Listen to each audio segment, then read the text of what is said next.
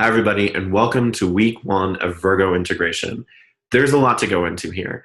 I have been resisting this because I think it's kind of just underneath. It's like this is a lot to bite off, and it's in a realm I haven't been talking to everyone about much.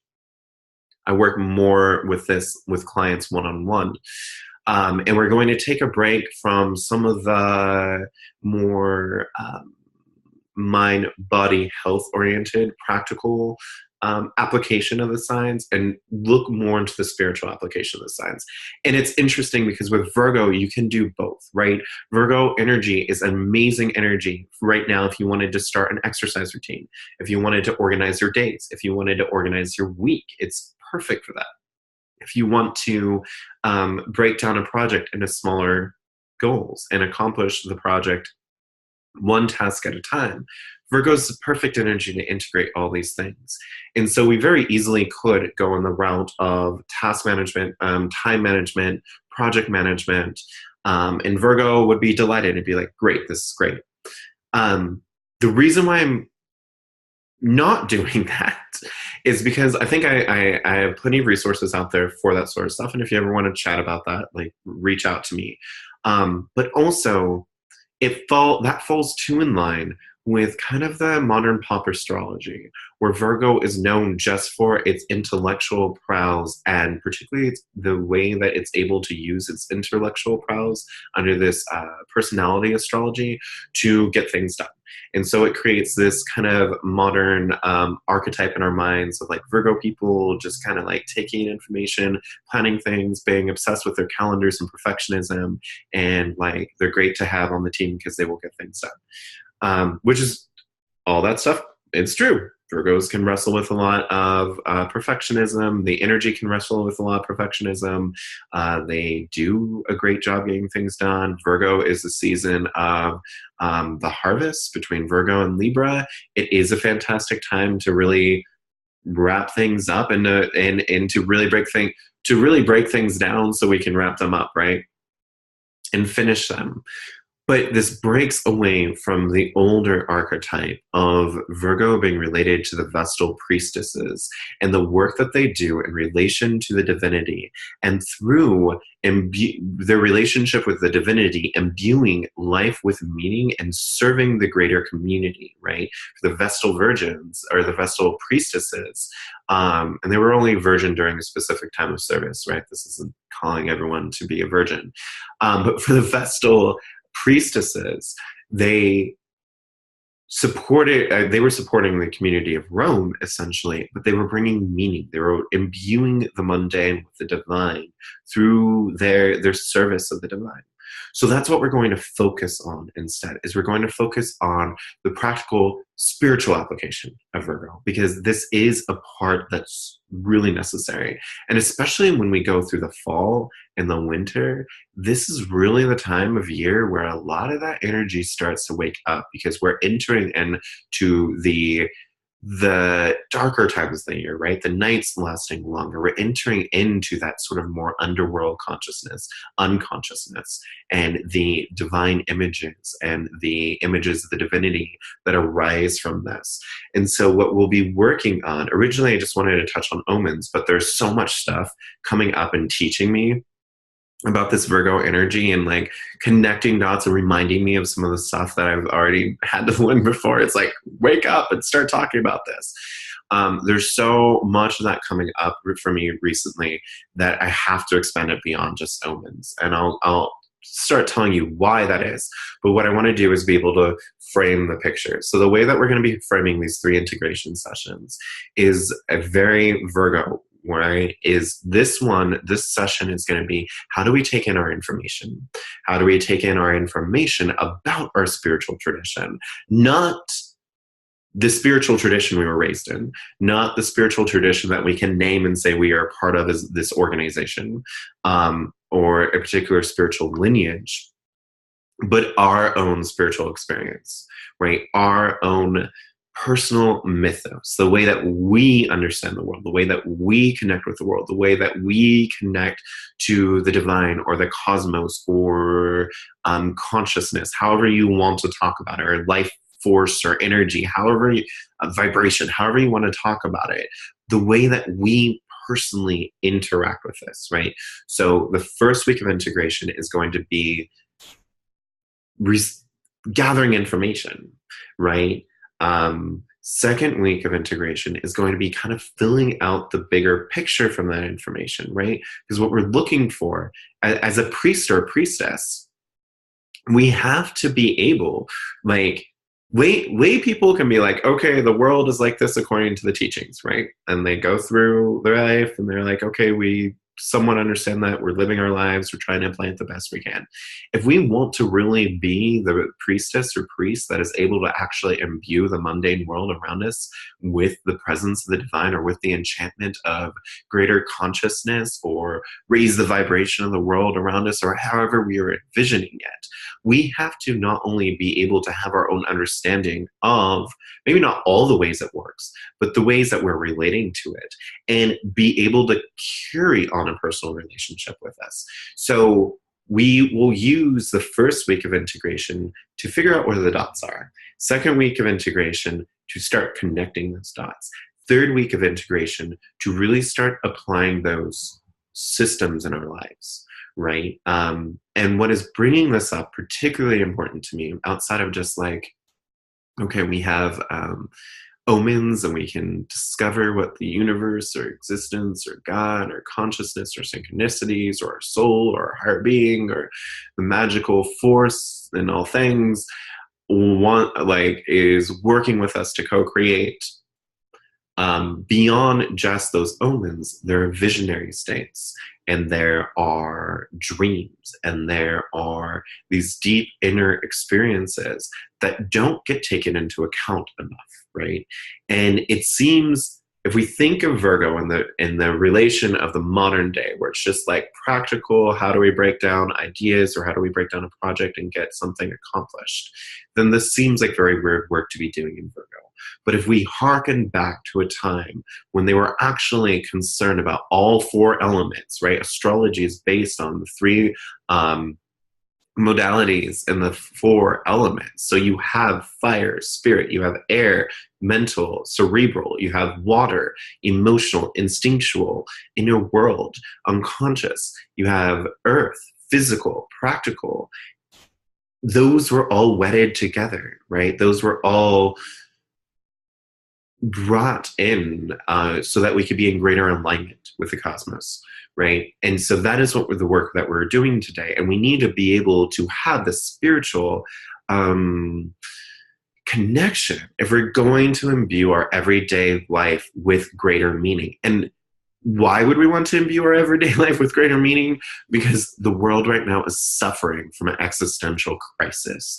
The world right now is suffering from doing just the practical, right? Corporations being as efficient as they can be, not taking care of the people because they're just looking at profits and efficiency, and not actually even being efficient because the system still is massively inefficient, but they're looking at profits, thinking that they're being efficient for themselves, right? In the Western world, like depression is at an all-time high. Mental health experiences are at all-time high, right? Like we are not navigating life in general as a larger population in a way that brings enough meaning to life for us to be healthy and for us to thrive. So we need to be able to gather in our meaning, right? We need to be able to connect with a deeper meaning. And this is one of the ways to do it. It's to take up the role of being the priestess, being the priest in our own lives. I work a lot with the Roman tradition. And the Roman tradition, because it was super misogynistic and sexist, you had the head of the household, the male head of the household was also the priest for the family, right? So there was this understanding that each house, each environment, and they really did kind of live as a household, was more of like its own entity, right? Had its own priest, right? And today we've evolved into a much more individualistic existence, right? Breaking away from like it's just the household entity. We are really developing a lot more as we are our own persons, right? There's what is the family systems? work now that people are doing where we look at our own internal family, right? I do that work with people through looking at the natal chart. Like we look at our own internal luminaries. We are consistently evolving our relationship to larger structures that used to be externalized and seeing how they're actually being internalized, right? And so now is the time to really look at ourselves as the priest of our own life, as the priestess of our own life. And if we're going to do that, and we're going to do that with power and with passion, we not only need to have like some framework that like a lot of people run with, a framework that was given to them or a framework that was read or like told to them. We need to have a personal experience of the framework, right? We need to know what parts of our lives have actually been imbued with meaning through this framework, rather than simply intellectualizing something and trying to make it a reality, right? We need to have essentially all the elements here of earth, fire, air, and water. So how do we do this? We're going to look into omens, but we're also, which can be pretty much anything, right? Actually, let's just dive into that. This is where numerology is really powerful. If we want to study numerology, you can receive omens through the numbers around you, right? I have certain numbers that are just like, I see them, I'm like, okay, I know I'm connected to whatever it is I'm connected to right now, right? For me, it's like the number 13. And I don't like, at first, it just like I felt very attracted to that number. It's the number of my mother's birthday. It was the number of, if you have the 12 disciples and you have Jesus, it's the number of that. You have 13 cycles of the moon. The Mayans in different parts of the mythos had 13 heavens. So it was always important to me. And at one time, a friend was like, "What does this mean to you?" And I was like, "It means love between me and the cosmic unity." And only a week later, I'm talking to a Jewish mystic who works with Jewish numerology, grammatica. I'm not going to go too far down that rabbit hole, but she works with, because all the letters in Hebrew have a number association. She works with that. And she was talking about how the name of God in Jewish tradition, the Yad-He Vav-He, comes up to the number 26. Half of that is 13. 13 is also related to the word for love in the Hebrew tradition, and also the word for unity in the Hebrew tradition. Both of those words equal 13. You put them together, you have 26, right? So I was like, yes, this number has been calling to me. It vibes. And yeah, you just you repeated what had kind of come to me. So we can find, I mean, whether you work in numerology or whether it just kind of shows itself to you. A huge number for when I was going through my spiritual awakening / mental breakdown, I think it's always a little bit of both, was 5. It would show up everywhere. Now that I'm talking to a numerologist, she's like, yeah, that's like your soul number, and it's a little chaotic. It breaks things down, and it makes space, makes room for new experiences. Or omens can be totems. You see a particular animal that's not frequent around those parts. And you can go and you can look into the meaning behind it, or you can meditate with it, right? And gather these omens. Synchronicities are omens in their own way, right? That can kind of show us, hey, we're heading in a certain direction, right? Or we're heading in the right direction, or let's keep these certain things in mind while we head in this direction. But then we also have visions and dreams. And that is what has been presenting itself to me in Virgo. All of these people suddenly are talking to me about experiences that they had with a mental health system called psychosis. And if we look into this, like, these experiences have been happening all throughout time, right? Like, you read the prophets of the Torah, you read the experiences of people in the New Testament, you read experiences of different prophets from different religions and different systems. You look at the anthropological accounts of shaman or shaman, and they have very similar experiences to what is being called psychosis or schizophrenia, even in the modern day. And you see this in writers too, right? You see this in modern teachers and philosophers and psychologists. Jung talks about in his Red Book how he felt he was going schizo was the phrase for it at the time. But it ended up leading him into these visionary states, into these dream states that he was able to decipher and like gain enough insight from to really help him heal other people, work with other people, and create this whole new body of understanding the inner world that we have, right? It's all came out of a time that right now would probably end him up in a psych ward and heavily medicated. And you see that you see that in the writings of Philip K. Dick. You see that in the writings of H.D. as a poet. You see that you see that Joseph Campbell, Myths to Live By, was working with a psychologist who was looking at experiences like this. And he was like, there seems to be a difference between paranoid schizophrenia and another form of schizophrenia that he was identifying. And paranoid schizophrenia can oftentimes require some medical attention, right? It might very well require medication because people can hurt themselves when they're under the influence of these paranoid states.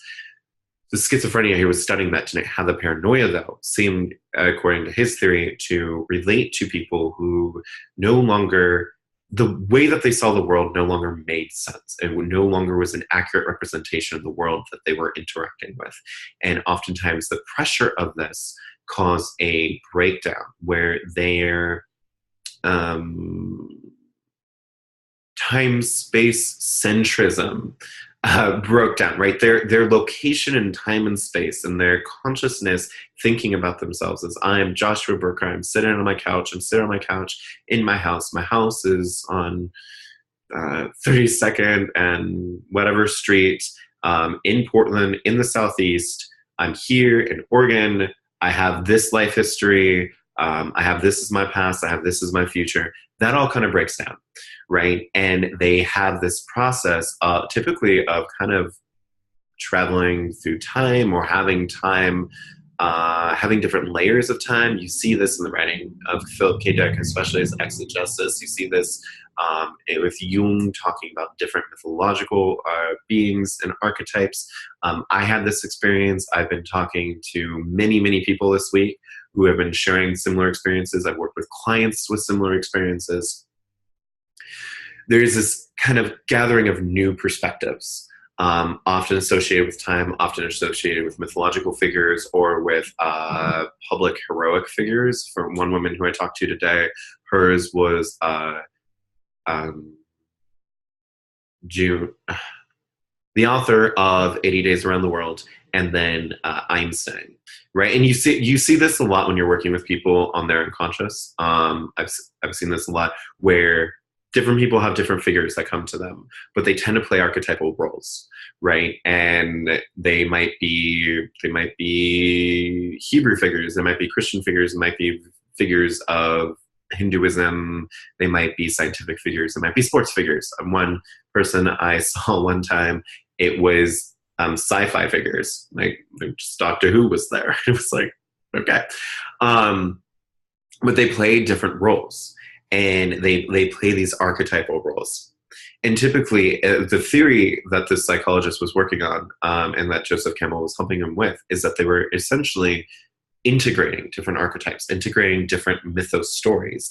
And when they came out of it, because they tended to come out of it, they actually were a far more integrated person that had a life vision and was able to go with it. And that's, in olden days, it wasn't always so pretty, right? In olden days, that new vision didn't really sit well. You get stoned or you get really persecuted.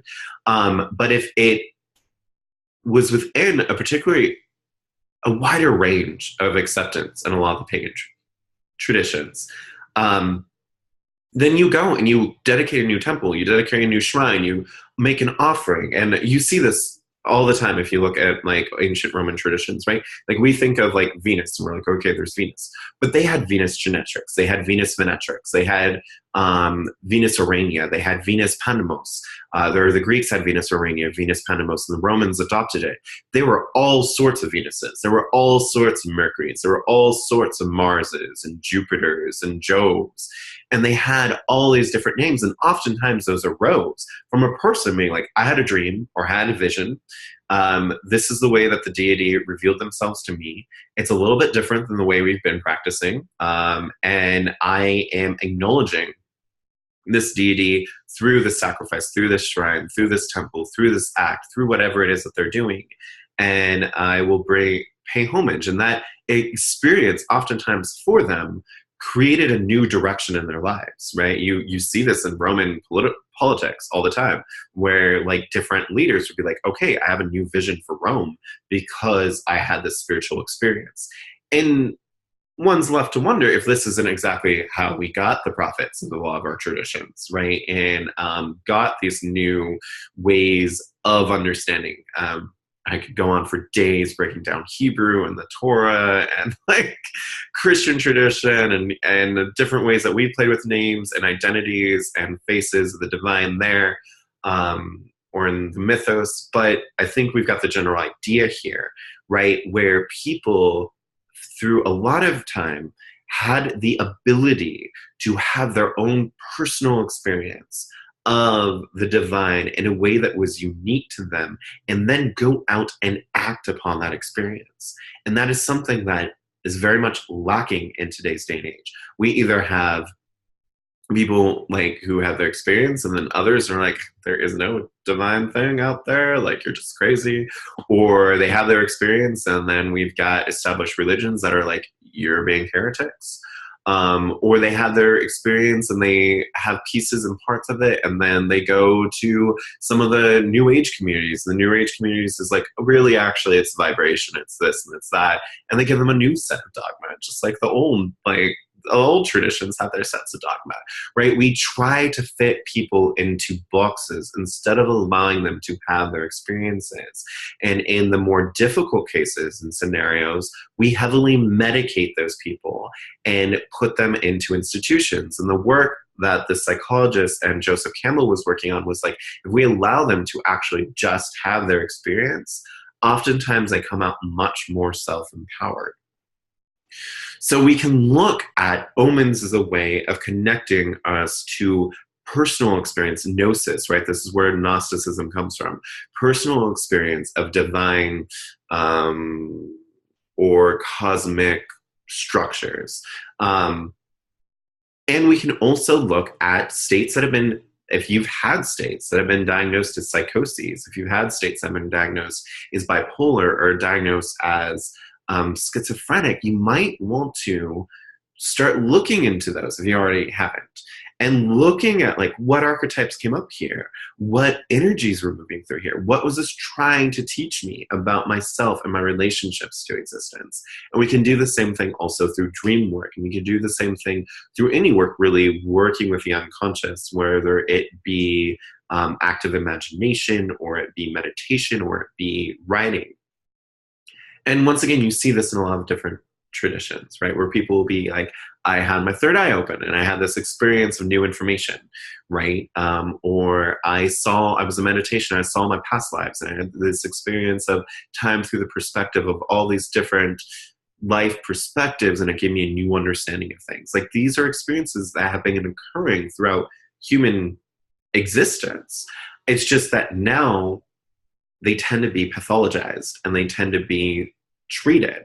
And a lot of that tends to also come around the fact that these experiences give us direction in life, and they're not directions that fit inside of boxes, and they're not directions that go with the common herd, right? And they're not directions that you can you can compact down into a 9-to-5 at your local business, right? So society and the way that it has been trying to organize larger levels of complexity as far as organizing human labor into projects and capitalism grinds against these visionary states, right? Or these visionary states grind against the system. So what we're looking for as we integrate Virgo is to get in touch with your visionary, dream, omen, synchronicity states. What do you actually know? Not what have we read in a book, not what were we taught from the tradition we were raised in, or even like traditions that we moved into, right? Like, so I was raised Christian.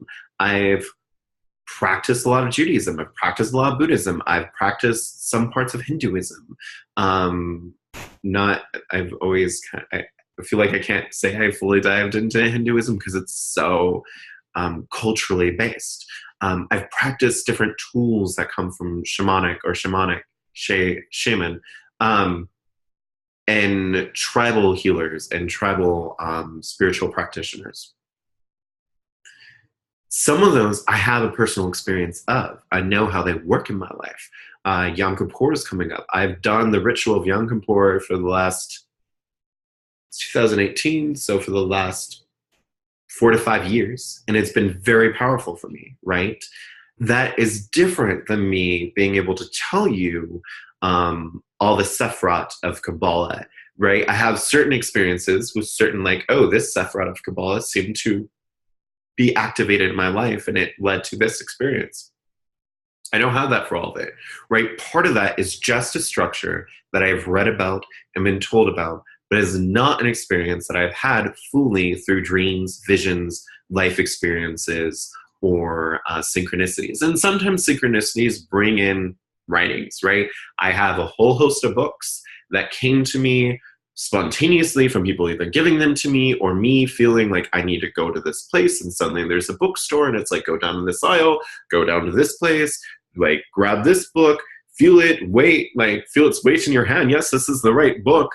Opening it to this page, and it suddenly speaks to the writing I did that morning or the prayer I did. I was asking for information and insight, right? Like information can play into synchronicities. Things you've been told can play into synchronicities and show us a greater outline of the cosmos.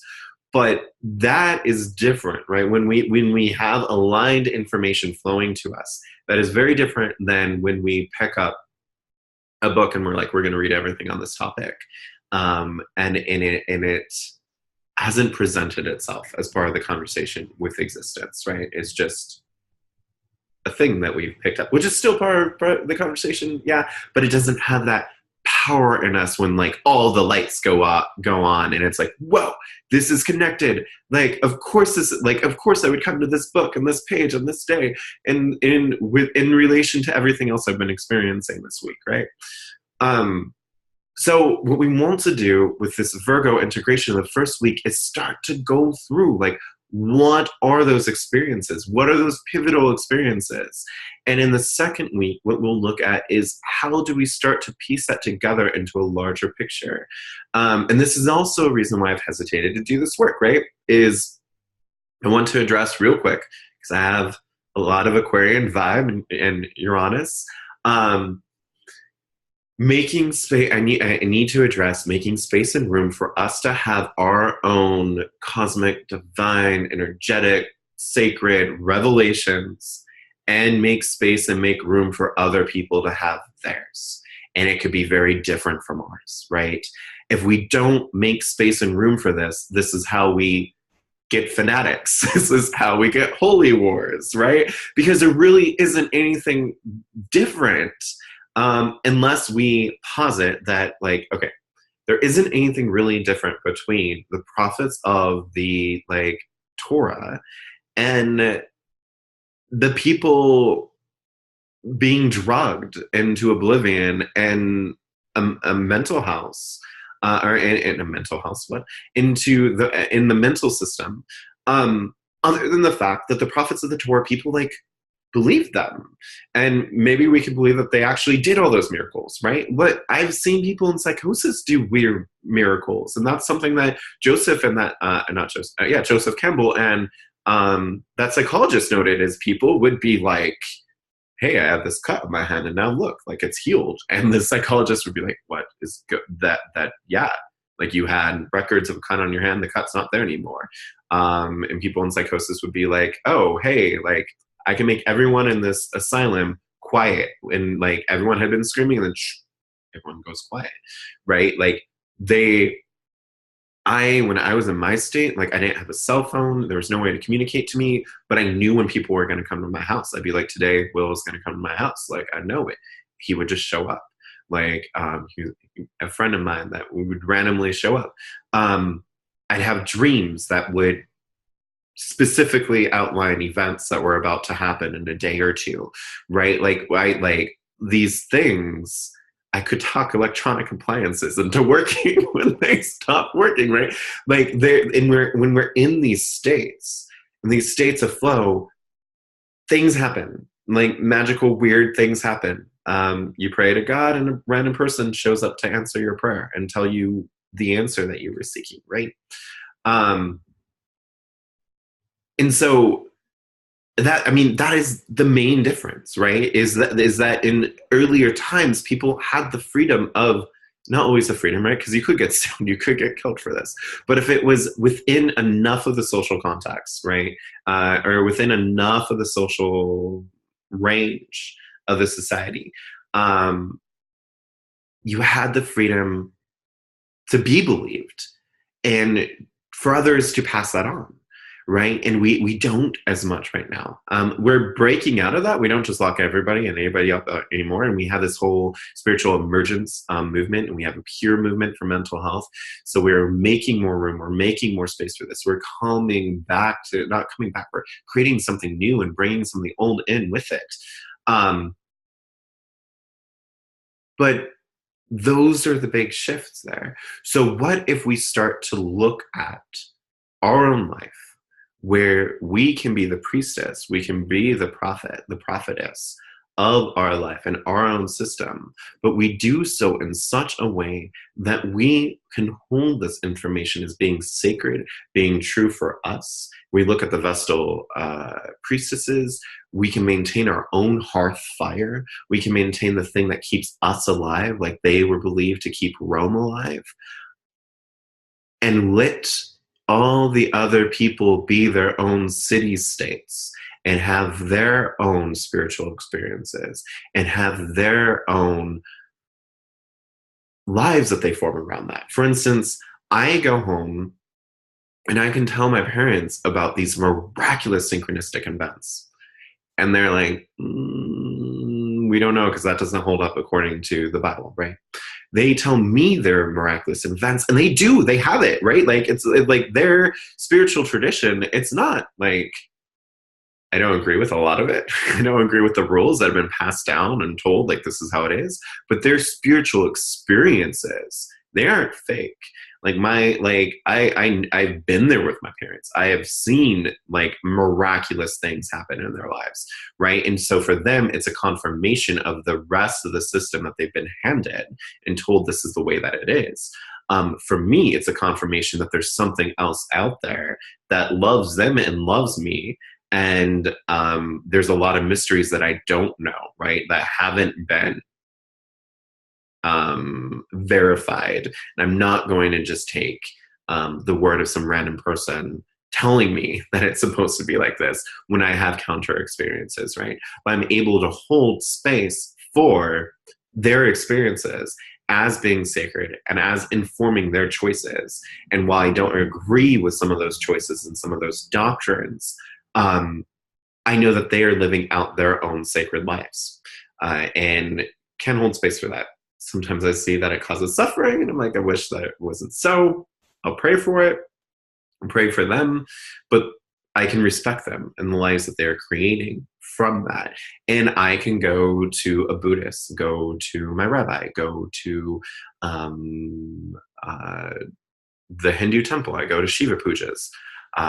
And be there and respect those frameworks, right? And then someone can come up to me who's in none of those things and be like, I like taught in these two twin figures that I don't even know who they are, but they're there and they talk to me all the time. And then there's this tree, and like Pisces was there the other day, but as a lobster, and they come and they talk to me, and I have these experiences, and I kind of see the world like this. And I can sit with that and be like, okay, fantastic. Like that is your spiritual system. That is your personal mythos. And you will be super surprised how much that can like speak to me and my inner mythos speak to them. And we find correlations and we find connections. It's like, oh, you have that experience too. Maybe there was a different face on it, but that was a similar truth. Like that's fantastic. But I definitely want to bring into the fact that we need to be able to hold space for other people's deeply powerful spiritual experiences, to inform them in the way that is right for them to live their lives, while we have that same space for ourselves.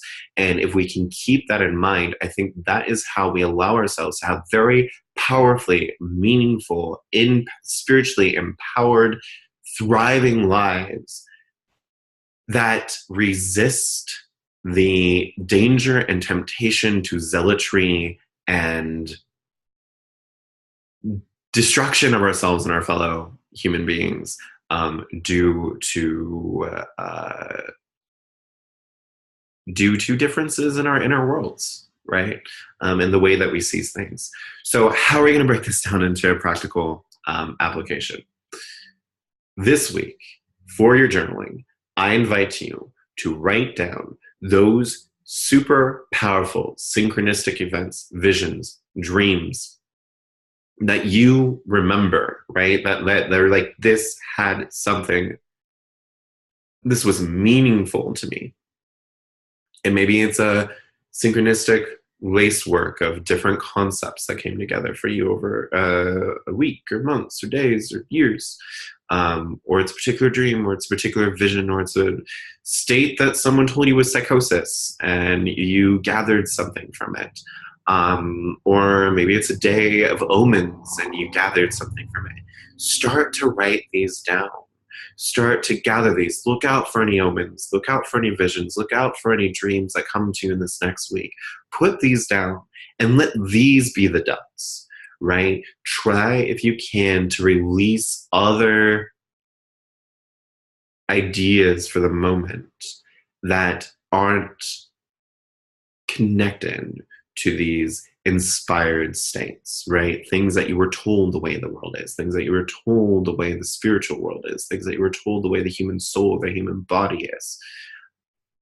And go with, I'm not saying reject all this information, like all that information forever, or even reject it, right? I'm not saying that at all. Like, there's a ton of stuff that I take from scientific journals to understand my body, to take care of my body, to treat my body right, that I have not like gone under the gone in a microscope and tried to figure out how my body synthesizes proteins and how that creates different neurochemicals and how that creates different mood states. Like, that stuff I take in, right? I do my research, I take it in, I apply it, right? I'm not saying like disown all information that you don't have a personal experience of. What I'm saying is for these more esoteric or spiritual concepts, for the way that we envision our spiritual role in the existence, for the way we envision our meaning in existence, try to break away for a moment. And if you want to go back, go back. But to allow ourselves some freedom of thought, try to break away from things that were simply told to you or things that you simply received through research, and try to see what comes to you from the omens, from the dreams, from the visions. And then what we will do is we'll start journaling. What does this look like in the next week? What does this look like as a larger picture? Okay, so that, like, it's heavy work to do. I know I've been doing this for like almost a decade now, and I'm still like, there is still like, most everything is still a mystery. Like, really, at the end of the day, like, I have very few things that I'm like, I am certain about this through my experiences. And those things essentially are that I'm certain there's some sort of consciousness. I can't even say what kind. It could be dreamy. It could be maybe partially insane. I'm sorry, I love you. I don't really think you're insane, but sometimes it feels that way. It could be very clear, maybe. It could be more like, it could be different kinds of consciousness. But there does seem to be something out there that seems to be aware of me and organizes parts of my life in a very synchronistic way to bring truth and meaning and insight to me. And it seems interested in my life and the lives of the people around me and in the lives of the people I work with. And it creates a lot of bridges, a lot of synchronicities, and a lot of options and opportunities for healing and insight and growth. And beyond that, like, I have my like hunches and suspicions and theories on the rest of it. But I'm not ever going to claim, or maybe I will at one point, but I doubt I will ever claim knowing those things, right? And that's great because it allows me to move through different systems and to work with people in different systems. And like, I kind of know how I operate in my relation to like, what is this life? What's the purpose of this life? What's the life meaning? What happens after this life? What happened before this life? Some of those are still pretty vague for me, but like, I know how I operated with it, right? I have a little bit more of my structure because I've been having this dialogue for the last like 8+ years, and maybe 9 now. And so that is what we're working on, right? Is get the points that you're pretty darn certain of. There's certain points like I list like the one that I'm like I'm absolutely certain of. There's others that I'm like yeah, I'm comfortable like believing in that and knowing it to be a truth in my life. And then we'll start to connect those dots um, in the next integration week. If you want more interaction with these pieces, you're going to notice me. Part of my Virgo work is just is getting more down and like with just being like, okay, I have services to offer you.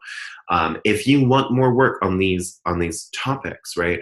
I'm offering this is alchemy. I've changed it up. What we're going to be doing is instead of just doing like what I was doing is I was just giving the information, right? Now the information is free for everybody. Share this with your friends. First off, share this with your friends, share this with the world. I think this is something that we really need to actually take into account and have be part of the public consciousness.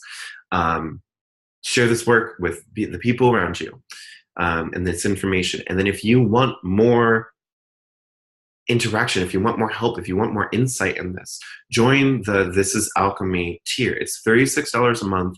We meet twice a month. We'll meet every other week. And there will be some months with like that weird 5 weeks and we'll meet twice. We'll meet twice a month. And we'll do group coaching work and group work on this. So you can come and be like, hey, these were the different pieces I had. Like, what do you guys think about this, right? And we can share our different pieces. And in those dialogues, powerful things happen. And we will do that. We will do that work, right? If you're having blocks, like does this qualify as a visionary state? Like, what is this? What about this? Or maybe I had this experience, but everyone told me I was crazy, and you really like, there's a lot of emotions around that, and you want to be able to dig in that more. Like, that's what that is there for. And so we will be integrating this work in a community. And also, if you want to do that work more one-on-one, I also have options for those. There are other tiers for that. And then I also do my one-on-one programs. So there are different ways to connect with this. Also, always feel free to use the Returning to Nature Rhythm Facebook group to open up these questions and to have these dialogues with the community and community members. The nice thing about This is Alchemy is that we will have a container for it, right? We will have a session opened up for this and for this work with other people there to do this work at that time. And you also get the new moon and full moon guided meditations and all the rest of that awesome stuff that comes with the moon and tide tier. So definitely check it out if you're feeling called to do this work, but you want some more support. And with that, blessings on the work that you do, blessings on the ways that you connect, discover, and analyze and process your own understanding of this cosmic structure, this divine structure, your relationship to meaning and your relationship to life. Thank you. Blessings. Love you all. Have a great day. And bye.